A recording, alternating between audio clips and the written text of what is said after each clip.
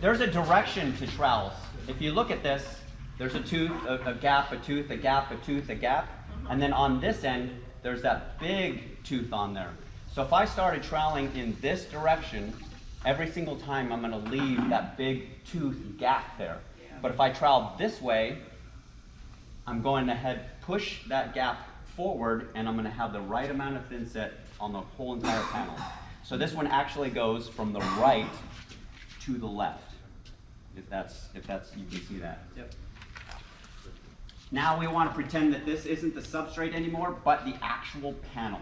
So like when we're troweling this, let's just imagine that this is a large panel of tile right now. And it's thin. It's like 1/4 of an inch thick. So when we get to the edges, I want to take my offhand, whichever one that is, and kind of support it a little bit so that I'm not pushing down on that corner and snapping off that corner. Right? So what I'm going to do is I'm going to start on the right, and I'm going to go over halfway, because if this was a very large panel, I wouldn't be able to reach across the whole entire thing.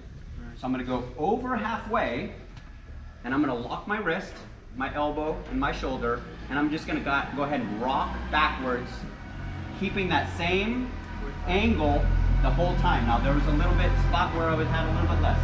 I'm not going to keep on going. I want to fall back, get that before I move on. So I'm going to go over halfway, rock back all the way to the end. All the way. If I have a little excess, I'm going to just go ahead and push it over to the side. Go over halfway. This angle is staying the same the whole entire time. Now these lines are not perfect, but they're very decent, right? If I follow this notch all the way to the outside, the air that's in that notch is going to be able to escape.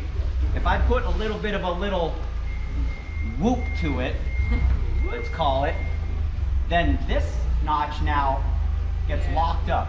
It gets stuck. Now I don't know about you, but no matter how many times I beat on it or step on it, that air is not going to be able to get out. It's stuck there.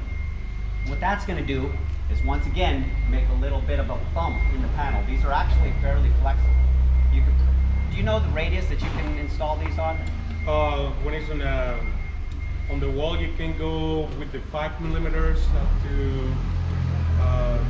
You require a minimum of 6 meters for the radius to do the concave or convex. Yeah. Okay. So it'll actually bow around a corner. Like you can tile a column with this material. This is porcelain tile that we're rotating around there, so it has a bit of flexibility to it. If we leave a spot like that where the air can't get out, it's going to go flat and then it's going to hump up on that.